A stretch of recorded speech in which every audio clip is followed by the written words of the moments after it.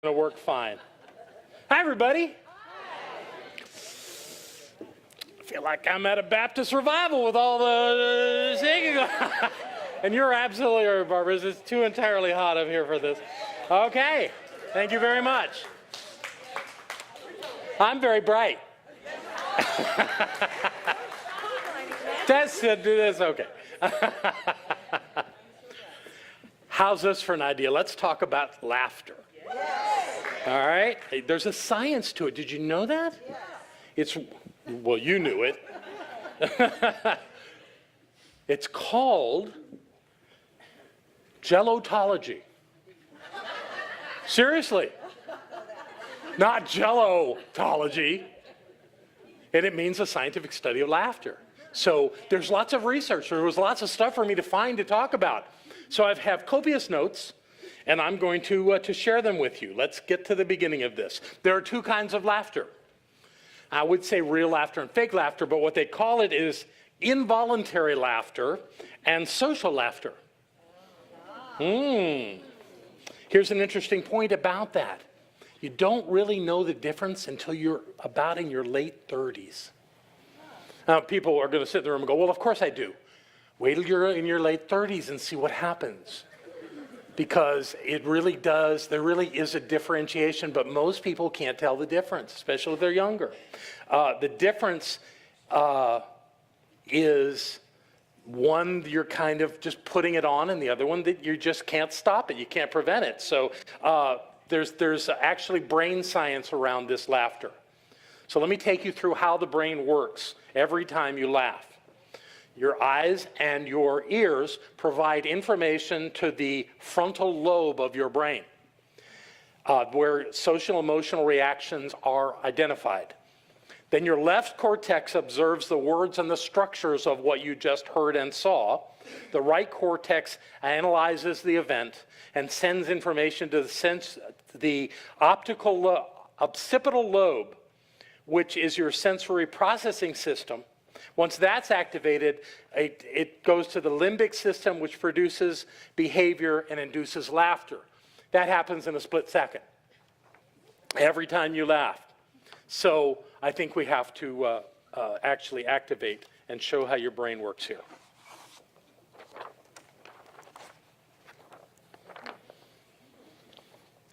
These are actually entries on a church bulletin. Bertha Belch, a missionary from Africa, will be speaking tonight at Calvary Memorial Church in Racine. Please come and hear Bertha Belch all the way from Africa.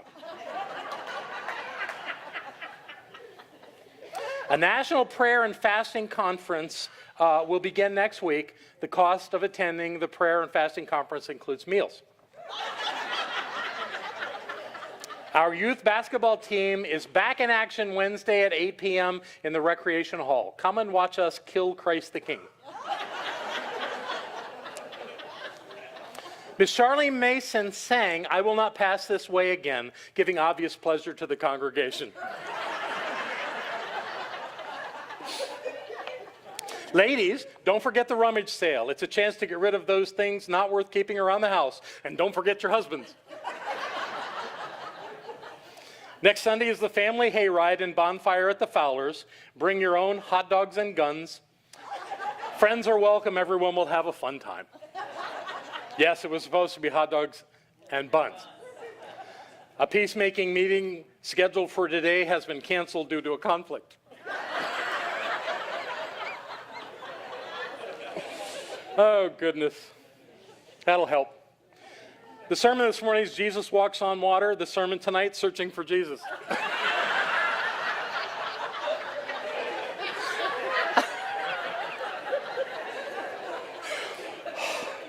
Next Thursday, there will be tryouts for the choir. They need all the help they can get. Oh, dear. Mrs. Daniels remains in the hospital and needs blood donors for more transfusions. She is also having trouble sleeping and requests tapes of Pastor Jack's sermons.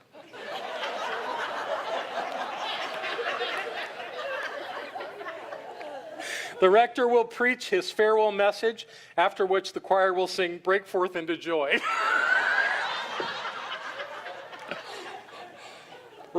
Remember in prayer the many who are sick in our community. Smile at someone who is hard to love. Say hell to someone who doesn't care much about you. Hello. They left the O off. Okay. Don't let worry kill you. Let the church help.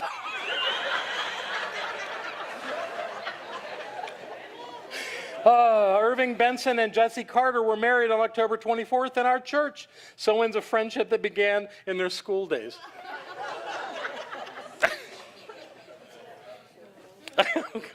A bean supper will be held on Tuesday evening at the church hall. Music will follow.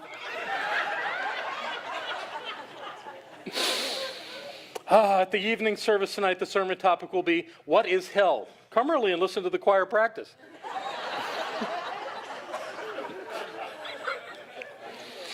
They got off on the choir on this thing. I'm doing it more. 8 new choir robes are currently needed due to the addition of several new members and to the deterioration of some older ones. The senior choir invites any member of the congregation who enjoys sinning to join the choir. Scouts are saving aluminum cans, bottles, and other items to be recycled. Proceeds will be used to cripple children.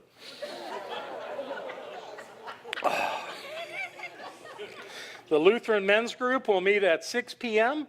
Steak, mashed potatoes, green beans, bread, and dessert will be served for a nominal fee. For those who have children and don't know it, we have the nursery downstairs. Oh dear. There's more. Please place your flower donations in an envelope along with the deceased person you want remembered.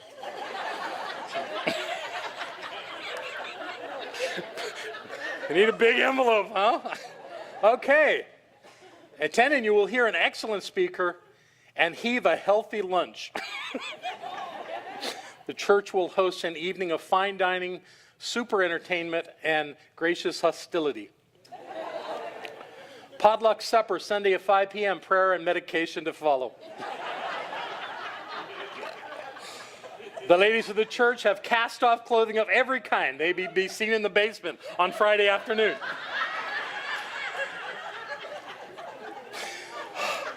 It's getting hotter up here.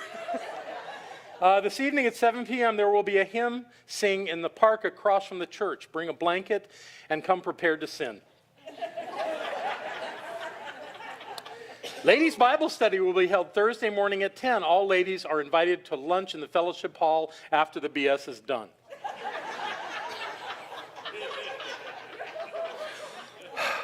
The pastor would appreciate it if the ladies in the congregation would lend him their electric girdles for a pancake breakfast next Sunday morning.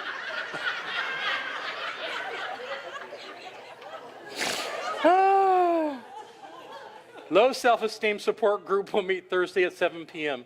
Please use the back door.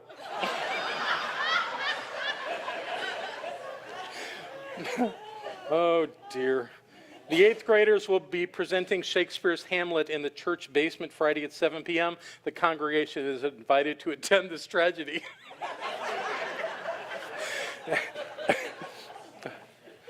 Weight Watchers will meet at 7 p.m. at the First Presbyterian Church. Please use the large double doors at the side entrance.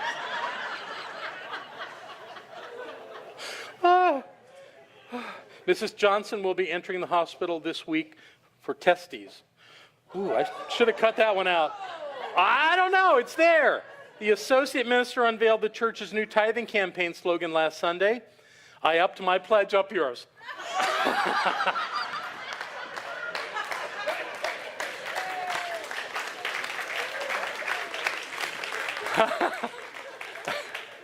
Oh. I know, I'm a mess, aren't I? Here we go. Okay, tuck me in somewhere. Yeah, this is obviously being recorded for posterity.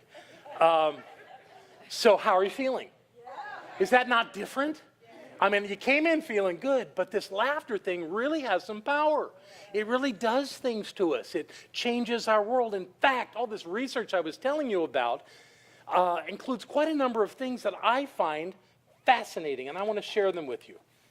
According to research, laughter boosts our oxygen intake. Probably true. You got to catch up from all that laughing. It reduces stress by firing up and then cooling down our body's natural stress response system. So the actual laughing creates a little bit of stress, but it's a stress that then just falls away because there's nothing to be stressed about. Let's see, laughter reduces blood pressure. It lowers chances of heart attack. It increases production of antibodies that boost our immune system. It acts as a stress reliever. I think I already said that. After laughing, muscles will be relaxed for 45 minutes. More relaxed than they were. Isn't that great? It strengthens your abdominal muscles. I mean, it won't give you washboard abs, but it obviously works your abs every time you laugh. I read somewhere that a doctor calls it internal exercise. It's like being on a treadmill, but on the inside. It increases the production of white blood cells, which is what supports your immune system. It stimulates production of oxytocin. Did I say that right? Okay, oxytocin, that's it.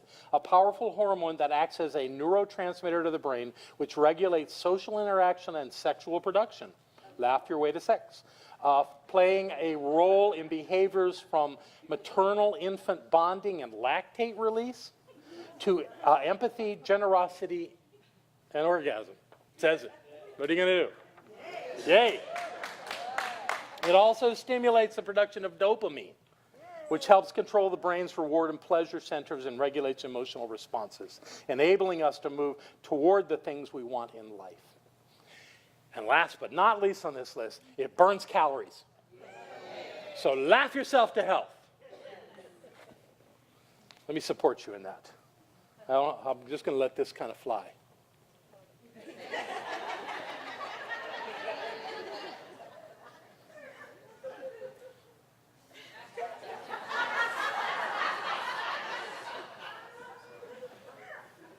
That's Aldi, too.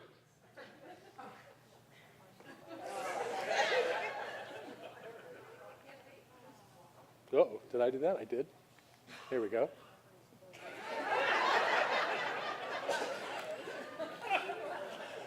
And that came from a librarian.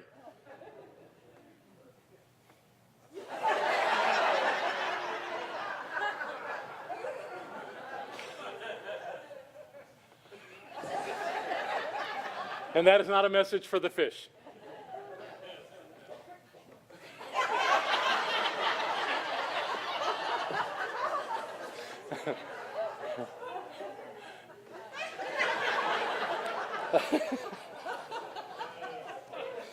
You liking this, Barbara?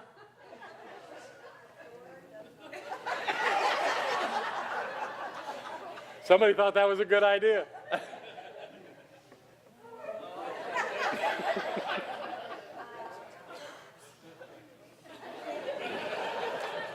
Profound, huh? Well, we're not going to go there. We'll leave up ingredients for a while. I have more information for you. Researchers claim that laughter has psychological benefits. First of all, laughter can up-level your emotional state. That's not hard to imagine. You can't be depressed and unhappy and be laughing at the same time. Given the choice, go with the laughter. See what happens. Laughter can increase your self-confidence. Really? Increase yourself, especially if you can laugh at yourself. I watched a video this morning when I was just playing around on the internet, and it's of a guy who starts off with this really intense thing about his metal band, and then he's in a bathing suit, and it's cold outside. You can see it's cold. He's very cold, but he's intense. And then he runs and jumps into a pool that is completely ice-covered. And for the first thought was, Barbara heard me. She came to the hall. What's wrong? I just saw something on a video. This guy falls, and the ice doesn't break. And then they move the camera and show the people that are with him that were off camera, and they have all fallen on the ground laughing. And he's out there on the ice on this pool, and he starts laughing. And then he turns over and kind of works his way back, and his friends are hysterical. If you can keep your self-confidence through that kind of an experience, you have a strong sense of self-worth. And that's a good thing, because we need to be able to laugh at ourselves. Because we do some really funny, stupid things sometimes. And if we can't laugh, then we're stuck. Then our egos are in charge, and that's what's running our lives, and we won't find the joy that we want. We are the best people at making ourselves laugh. And the best material we have is ourselves. It's okay. It's good to laugh. Laughter helps us through difficult times. Isn't that the truth? Now, I'm not talking about memorial services elsewhere, at other places, but have you been to a memorial service here? We've never had one where there's not laughter. Because there's always joyous things to say about who's left us. Stories, hysterical stories about personalities and comments and things that we've done. It's brilliant. It's wonderful. It breaks that edge of the loss, the grief. It's genius that we can laugh at ourselves and that we can laugh with one another. It has great value in our lives. If you can laugh at yourself, you're likely to have a healthy self-image. I talked about that. Okay, this is what I think is the most important part of laughter, and it has to do with our connection. Laughter creates connection between people. It's contagious. Have you ever seen that? You ever see someone laugh and you don't even know what's funny and you can't help yourself? It's contagious. It's something that we share with one another. It has a similar trait as yawning does. I will not demonstrate. Just observing others laugh after causes us to join in. That's why sitcoms have used laugh tracks since 1950. Because they are encouraging you to laugh at their writing, their lines in whatever the show is you're watching. Sometimes they use laugh tracks even when they've got a studio audience. People are 30 times more likely to laugh when they are with people they like and trust. So this is a perfectly wonderful place to laugh. And we do. Research shows that couples who laugh together stay together. There is also research that says that if you're laughing a lot in your life, you have a tendency to live longer than people that don't. So it's good to laugh. It's good to love. It's good to be in that space of joy and let all those things happen in our brain, which ends up touching our hearts and making our lives work. This idea of laughter is important. Let's look at Mark Twain. Mark Twain says, "Our race has unquestionably one really effective weapon against all abuses of power, money, persuasion, supplication, and persecution. Laughter. Only laughter can blow these things to rags at a blast. Against the assault of laughter, nothing can stand." And to one of the greatest joyous people that can make us laugh, humorous, I think is the word I wanted to use, Mark Twain is it. Also, outside of my office, if you've ever been in my office, you may have seen this little plaque. It sits right on the wall next to the entrance into my office, and it says, "Life is too important to be taken seriously." The words of Oscar Wilde, who spent years in a British jail for being a homosexual. And still he understood that we take ourselves too seriously, we get caught up in it, we make ourselves problems, and life gets hard. When all we have to do is laugh. If you've ever been on the internet, you know there's no shortage of crazy things to watch that will make you laugh instantly. They're wonderful. Doesn't even matter. There's not a kind of laughter that's wrong. There's not a thing that would bring about laughter that's wrong. Some people go, I don't like to watch those shows where people look like they're getting hurt. Okay, then don't. Watch something else. There are hysterical things in the world.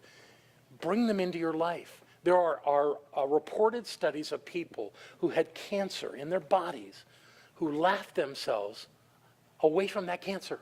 It just left. They were too freaking happy for that cancer to remain. So laugh and love your life. And I have one more set of thoughts to share. This will be a little softer than some of the other stuff, but I think it brings value. It's It's useful mountain wisdom. Good old useful mountain wisdom. Let these things just wash over you. Your fences need to be horse-high, pig-tight, and bull-strong. Life is simpler when you plow around a stump.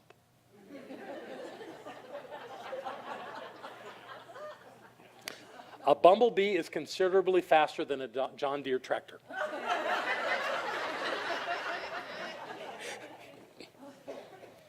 Words that soak into your ears are whispered, not yelled. Forgive your enemies. It messes with their heads. Do not corner something that you know is meaner than you. It don't take a very big person to carry a grudge. You cannot unsay a cruel word. Every path has a few puddles. When you wallow with pigs, expect to get dirty. The best lessons are lived, not preached. Most of the stuff people worry about ain't never going to happen anyway, so let it go. Don't judge folks by their relatives.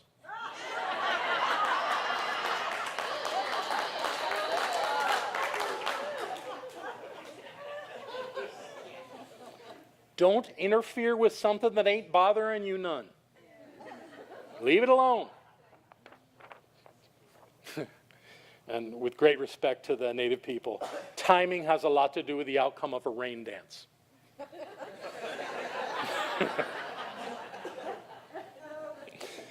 If you find yourself in a hole, the first thing to do is stop digging. The biggest troublemaker you'll probably ever have to deal with is looking back at you in the mirror every morning. Always drink water upstream from the herd. Good judgment comes from experience, and a lot of that comes from bad judgment.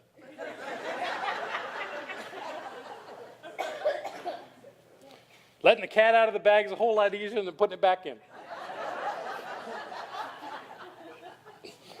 If you get to thinking you're a person with some influence, try ordering somebody else's dog.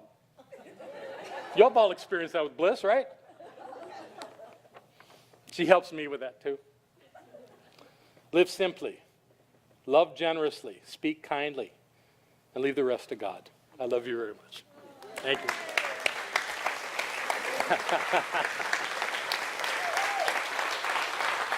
Woohoo!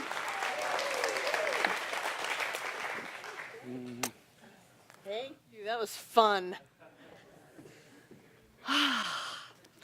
So, welcome those of you who are here for the first time to Center for Spiritual Living Asheville, where we take the lighter path. If you're here for the first time, if you want to just get acknowledged, raise your hand and we'll say hello. Who's here for the first time? Welcome, welcome, welcome. What's your name? Donald. Welcome, Donald. And who are you? Riley. Welcome, Riley. And wait. Mark and Diana? Did I get it? From the Santa Rosa Center for Spiritual Living. Welcome, welcome, welcome. Who else is here for the first time? Who are you? Mark? Marv, like Marvin. Marv, welcome, Marv. I'm so glad you came. It's a little different here. We believe in having fun. We believe in creating great lives and doing it together. If you want to know more about our center, all you need to do is fill out that little card that our welcomers gave you. We'll either put you on our mailing list or put you on our email list, depending on what you check, and let you know about the things that are happening here, and they've got a gift for you. But I just think it's a great place to be. Whether the air conditionings are working or not, I think this is a great place to be, because when we come to this center, our lives get better, our hearts get bigger, our minds get clearer, and we get to live our best life ever. So welcome to Center for Spiritual Living Asheville. And now I'd like to invite our prosperity acceptors to come forward. Please keep in mind that we are probably dealing with air conditioning units this week, and thank you for your generous gifts.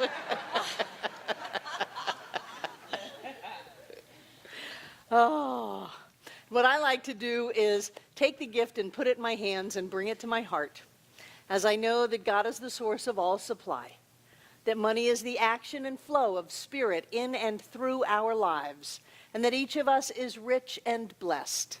As we give, we set spiritual law in motion, and we receive that gift back. It's always multiplied, it always grows, and I claim for each and every one of us that we always have more than enough to do whatever it is ours to do. We do live the rich and blessed life right here and right now. And I know that as we come together to give this gift, each of us makes this Center for Spiritual Living Asheville all that it was ever meant to be. It is a place of peace, a beacon of light, a tower of strength, and a fountain of wisdom that touches the lives of all who call it home. And we'll repeat our investment affirmation together aloud. I freely and joyously give from the abundance and fullness of my overflowing wealth, as knowing my gift goes with love, as it touches and blesses the world. And so it is.